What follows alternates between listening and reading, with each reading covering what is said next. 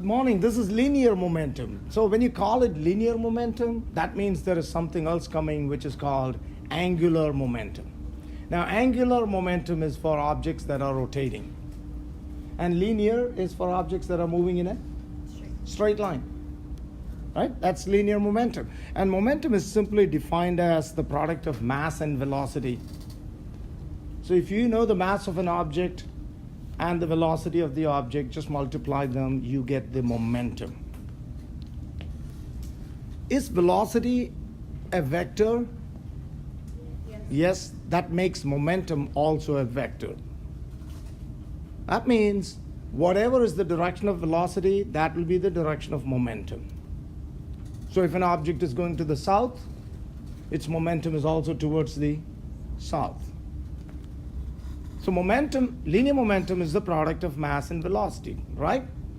Therefore, if an object is not moving, what is its momentum? Zero. It might have 10,000 kilograms of mass, but if it's not moving, yet its momentum is zero. And you know why we had to define something called momentum? In order to specifically study collisions. Because when two objects collide, you know that both mass and velocity play an equally important role. Think about a tiny car colliding with an 18-wheeler. The 18-wheeler may be moving slowly and the car moving fast, but you know that even if the 18-wheeler was not moving, that collision is going to be a bad one. You know what I'm trying to say? So momentum is defined to study collisions. Wait, what's the unit of momentum? The unit of momentum, just put the unit of both those quantities together. Masses in kilograms and velocities in velocity, meter per second, right? So that's the unit of momentum. Just put them together, kilogram, meter per second. And here is an example. Give me the answer to this question, please. Mass is 100 grams. Velocity is 10 meter per second. Please go ahead, find the momentum. Of course, you have to remember to change grams into kilograms, which unfortunately many don't. 100 kilograms is how many? 100 grams is how many kilograms? 100 divided by 1,000, which will give you 0.1, right? So did you get the answer yet? 0.1 times 10 is of course 1. So the momentum is 1 kilogram meter per second. That's what it is. 1 kilogram meter per second. You all know Newton's second law? There you go. Force is mass times acceleration. But we're going to present that in a different way. Net force is change in momentum divided by change in time. So now we have another formula for force. We have mass times acceleration. We also have what? Change in momentum divided by change in time. So I'm going to write that again. And what did I do now? Isn't momentum mass times velocity? Yes. So I just substituted for momentum and then just write time. Does mass change? No. So I'm going to take that out because mass does not change. And that's going to give us something. I hope you identified that. Does anybody see that? What is this called? Acceleration. So we proved that yes, net force is mass times acceleration. So the new formula that you have is this one. Here is a question. Starting with the definitions of momentum and kinetic energy, derive an equation for the kinetic energy expressed as a function of its momentum. Do it. I just wrote the two equations first. You all agree? And then this is what I'm going to do with this. I'm going to manipulate this. And if you keep watching, you will understand what I am doing. I'm going to multiply with mass and divide with mass, which is okay mathematically. You know that that's okay, right? I just multiply and divide by mass, which is okay. But then, wouldn't I get m squared here? I would. Okay, so the next step becomes, now why did I do that? Because now I know that this is nothing but p squared, isn't it? Isn't that p squared? Hello? Okay, and I get my relation. So that's 1/2 p squared by, which I want to write without that 1. Who cares about the 1 there? That's the relation. So kinetic energy is not the same thing. Kinetic energy is p squared by 2m. So go back to my question, try to answer it. What was my question? A light object and a heavy object have the same velocity. Which one has a greater kinetic energy was my question. For those who are listening, now it's easy. Which one has a greater kinetic energy? The lighter one. Why? Because the mass is in the denominator, right? So the lighter mass has a bigger kinetic energy. I hope you got it. A runaway train car that has a mass of 15,000 kilograms travels at a speed of 5.4 meters per second down a track. So you have the mass, you have its velocity. Compute the time required for a force of 1,500 Newton to bring the car to rest. And I know you can do this from kinematics, but I want you to use the idea of momentum. Somebody tell me, what's the final momentum? 0, because it's brought to, right? So the final momentum is 0. Can you find the initial momentum? Of course. What do you have to do? Multiply the mass with the velocity, you get the initial momentum. And then remember, force is equal to what? Force is equal to change in momentum by time. That's all you do. Here we go. Mass is 15,000 kilograms. Initial velocity 5.4. Final is 0. Okay. That's the initial momentum.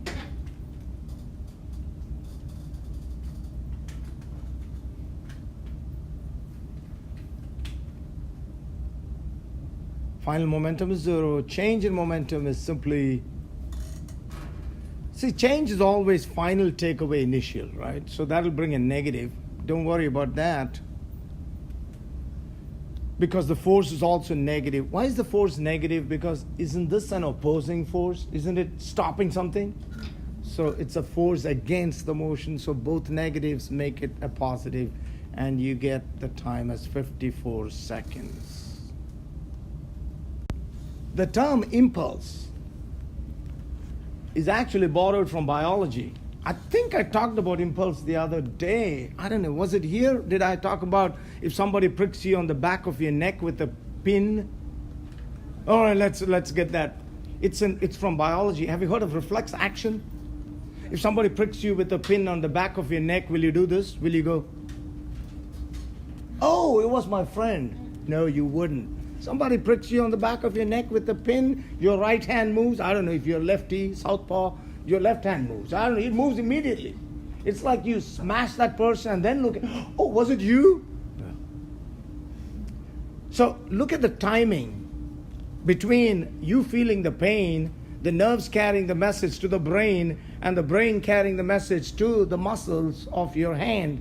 It's all like 0.1 seconds. That's called reflex action. Haven't you heard about that? It's called an impulse. So the word impulse in physics is used whenever you apply a force for a real small time. Does that make any sense? If the force is applied for a real small time, what are the examples of that? Somebody kicking a soccer ball. What about the time of contact between the feet and the ball? Is it like 5 seconds? Somebody hitting hammering a nail into a piece of wood. Do you go with the hammer this way? Do you go?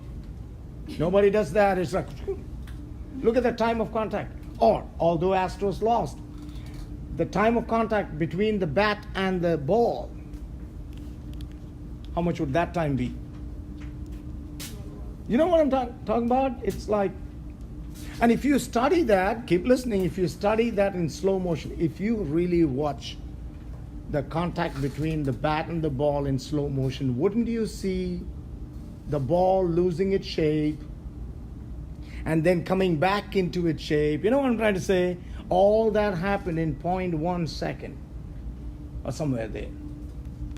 So this is my question to you. Was the force a constant force during that small time? Was it a constant force or was it a changing force? It was changing. So the force started from 0, went to a maximum, and then dropped back to a 0. You remember the shape of the ball? It was like no force, and then maximum force, and then the force reduces to 0. So an impulse is where you have a changing force acting for a small time. That makes it incredibly tough to measure anything, isn't it? First of all, it's a changing force. Second, it's acting for a really short time. Agreed? I have to. So what's an impulse? What is an impulse? How is an impulse defined? An impulse, you have it there. Impulse is the change in momentum. There are 3 definitions for impulse that I'm going to give you. 3 formulas. Number 1, impulse is the change in momentum. Number 2, you see it here. Do you see it here and here? So impulse is the change in momentum, but change in momentum is the product of force and time, isn't it? So that's the second formula. So either impulse is change in momentum, or you can calculate impulse by multiplying the force with the time. But here is a big question. Which force? Isn't the force changing? Come on, isn't the force changing? Yes. So which force? The net force. What do you mean by the net force? In this case, it's the average force. Because if a quantity changes, all we can do is take the average. That's why I said you have to be listening. So when I say net force there, it is average force. Okay. The unit of impulse is just put the unit of force and time together. That's the unit of impulse. Newton times second. Not Newton divided by second, but Newton times second. All right? Oh, I just pulled this entire thing from the textbook and I want you to read this. Why do we need to study about impulses? What's given there? Because if it comes to saving lives, it's going to be really important. The dashboard is padded in a car, isn't it? Why? Because if there is an impact, isn't the padding going to increase the time? Isn't that what the airbags do? When the airbags come up and you're going to stop, not suddenly, but with an increased time. Are you understanding? So when the time is increased, the force is going to be smaller. Smaller.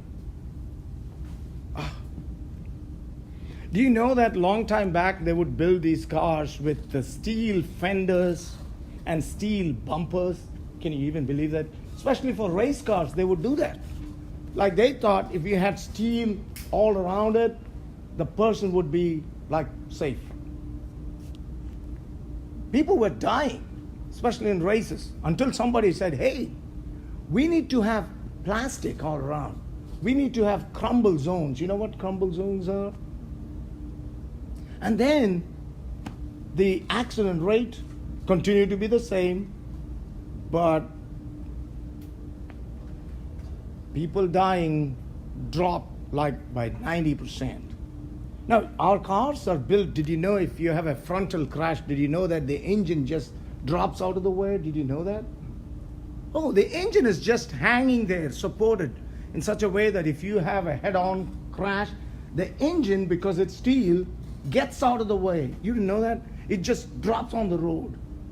And the rest is like eggshell, and it'll take the force and crumble. I'm trying to explain that when it crumbles, it's increasing the time, thereby reducing the force, so you and I have a chance of being alive. But if that engine had stayed in place, the entire force of impact is transmitted to you without a crumble zone. Does that make sense? The last one is if you have to jump from a burning building and you have to jump, when you jump, you bend your knees. Did you understand? You don't just go, oh, you won't have your knees. You jump and upon impact you go, what are you doing? Aren't you increasing the time? Last one, more and more coming up. So, although if somebody throws a fastball at you, how do you catch it? Do you pull your hands backwards when you catch it? Yes, you do. Because when you pull your hands backwards, what are you doing to the time? Increasing the time for that thing to stop, therefore the force is less. So the idea is there is going to be one or two questions on the exam where I'm trying to check if you understood that. So whatever, if it's soft padding or crumble zones or bending your knees, whatever, the idea is to increase the time, thereby reduce the force, because the impulse is going to be the same. Did that make sense? The impulse will be the same. So you can either have a big force multiplied with a small time, which will be deadly, or have a small force multiplied with a big time, which will be better. I hope that made sense. Here you have a graph of what? Force and time? Is it force and time? Didn't I tell you that the force goes from really zero to a maximum force? See that? And then it goes to zero again. And this time gap is so, help me, is it small or big? Small. Now to find the impulse, what did we have to do? Take the product of force and time. You did this lab today, so you know that product of anything gives you the area. So actually, to find the impulse, you had to find the area of this graph. You see which I'm talking about? But instead of doing that, what we will do is, we will take the average force, which is written as effective here. That is the average. Don't you know that the average will be exactly in the middle of these two? Come on. And imagine that it was a constant average force applied for the same amount of time, and find the area of this diagram. Isn't it easy to find the area of this? Because it's a rectangle. All you have to do is average force multiplied by the time. And if you watch really carefully, you will see that this area is the same as this area. Anybody understood? Where? Because we are missing this part, but haven't we included two symmetric parts here to account for? Let me see the hands of those who understood. Ooh, you good. So what am I saying? Impulse can also be defined as average force multiplied by time. I proved it with this graph. So I gave you three formulas for impulse. What are they? Net force multiplied by time, change in momentum, and average force multiplied by time. And you're going to have to use this on the exam at least one time, I'm telling you. All right. Got it? We'll end with that. Law of conservation of momentum. Simple. Total momentum is conserved. Total momentum is conserved. Right? Isn't that what it's saying? P total is a constant. In an isolated system. What's an isolated system? Where you have no external forces acting. Keep listening to me. So if two objects are colliding, are they exerting forces on each other? Yes. Now, but that's an internal force. But if I go and kick them while they are in collision, that's an external force. So we're saying there should be no friction, correct? Friction would be an external force. No friction, no air resistance, nothing. Two objects are like one ball. Oh, billiards is the best example for momentum. You know what I'm talking about? The one cue ball, isn't that what you call it? And you hit the other ball with that and they collide. Is sound produced? Yes. Yes. That means energy is lost in the form of sound. In some collisions, isn't light also produced? Like if you have two hard objects, like two stones. Light and fire. Isn't that how early man produced fire? Oh no, we should come back to physics. Okay, anyway. So what am I trying to say? Momentum is conserved, but kinetic energy is not conserved. Because kinetic energy was lost in the form of sound, heat, I don't know. Did you hear me? So in every collision, what's conserved? Momentum. What is not conserved? Kinetic energy. Okay. Conservation of momentum coming up. And I think I've drawn it. Oh, I just picked this diagram. All right. I'm trying to make you calculate. 900 kilogram car, let it never happen, but it happens, collides with a 1,000 kilogram car. Okay? I just want to play the whole thing in one go. Okay, so what's this? I just assumed the velocities to be 6 meters per second and 5 meters per second. That's why they collide, because this guy is in a hurry and going straight behind, moving faster. What did I do here? I found the momentum of this. 900 times 6 plus 1,000 times 5. I get 10,400. Come on, that makes sense? That is the total momentum before collision, isn't it? Total momentum before collision. And after collision, this is what happened. This guy slowed down a little bit, went from 6 to 5, right? And this guy sped up a little bit, but we want to find his new velocity. So what do? Watch. The primes here show final, okay? So that's the total momentum after collision. How do I get the 4,500? Isn't it 900 times 5 now? Okay. Plus 1,000 times, I don't know. Right? So now set them equal to each other, because according to the law of conservation of momentum, total momentum before should be equal to total momentum after. So I know we got total 10,400 before, set them equal, do the little math, and you get 5.9 meters per second. Did you understand that? Yes. So we can use the conservation of momentum to find the velocity of the second object. Types of collisions. One is called an elastic collision. The other is called an inelastic collision. The difference is, in an elastic collision, momentum and kinetic energy are conserved. Wait a minute. Did I say 1 minute back that if two objects collide, kinetic energy is lost? Didn't I say that? I did. So keep listening to me, otherwise you go home confused. How do you define a collision?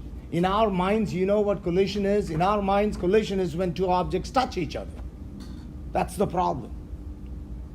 Two objects need not touch each other for them to collide. And now you're like more confused. What? Think about a positive nucleus. And think about a positive particle coming towards the nucleus. Could you imagine? Hey, I need both my hands. Nucleus and a positive, this is positive, and this is positive. What's going to happen as it approaches? What's going to happen? They're going to repel. Yeah, the force of repulsion increases until this is exactly what happens. It comes, it doesn't have enough speed or kinetic energy, so it goes back. Did they touch each other? No. That is a collision in physics, because their force fields interacted. Now, that's the only case where kinetic energy can be conserved, because no sound is produced, no heat is produced. So in the real world, all collisions that we see are, help me, elastic or inelastic? Inelastic. Only collisions in the atomic world are elastic. The one that comes really close is the collision on the billiards table that I talked about. That's really close to elastic. It's not elastic, but that's the one, that's the best. What about like a solar system? The solar system, Is that like they're not colliding. It's the gravitational force. They're not colliding. So But they're still pulling against each other, though, right? they are. It's all balancing out. So you could name them elastic, because out there in space you don't even have air, nothing, no air resistance, no friction, absolute. So again, all this happened on its own. Well, let me not go there. Okay, just balanced out completely, just from a bang. Okay, shows you nothing. It shows you without friction. Yeah, no friction. It's an elastic collision if what? What is that? The kinetic energy after is equal to the total kinetic energy before. So do you know the difference between elastic and inelastic collision?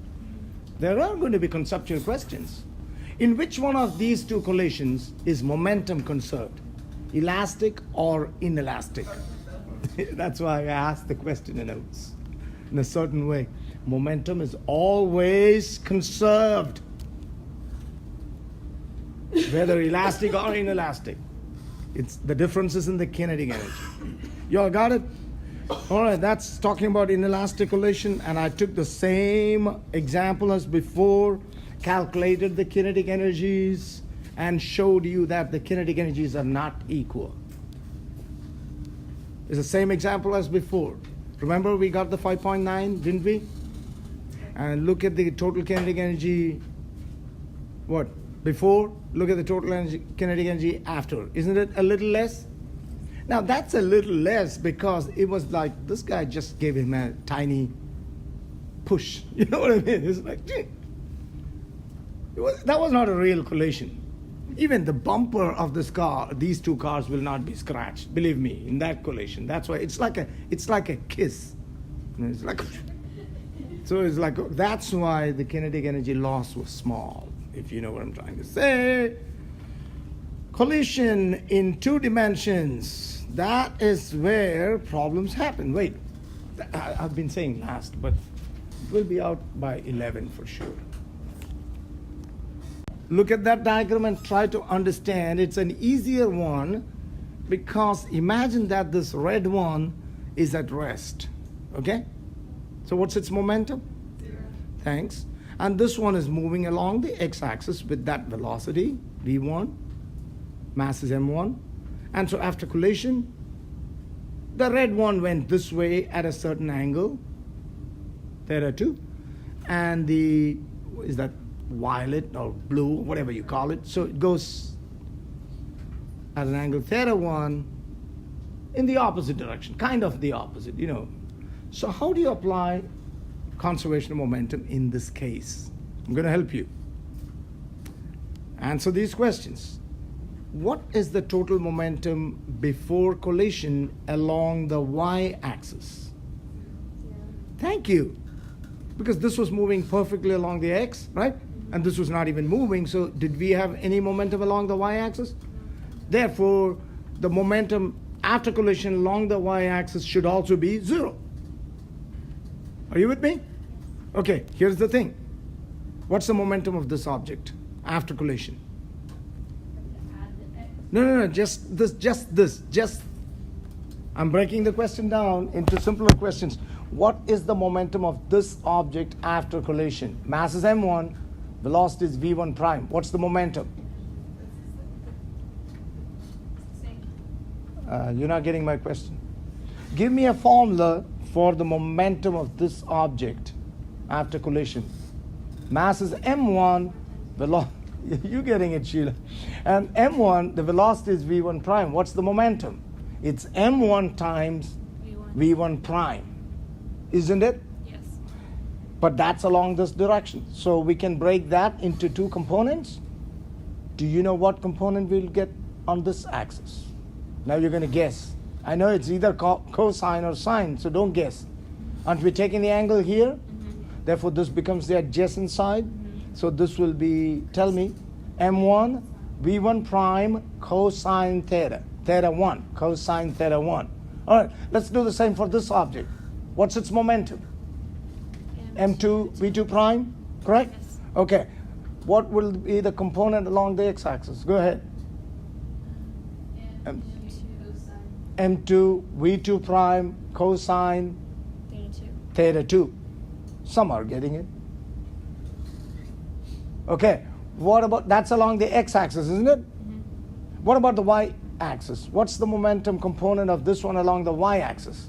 Wouldn't it be m1 v1 prime sine theta 1? And this one along the y would be m2 v2 prime sine theta 2? Okay, a lot when you think about it, but here are the equations. Check if you understand. That's along the x-axis. m1 v1 plus 0, isn't it? Because the second object was not moving. And then those two other components that we talked about, the cosines have been added. Let me see if you understood. Let's see your hands. Hee. Someone not putting their hands up. Okay, too tired. All right. What's the conservation of momentum along the y-axis? What's the initial momentum along the y? 0. And along the y after, right? That is what you have to do to get that.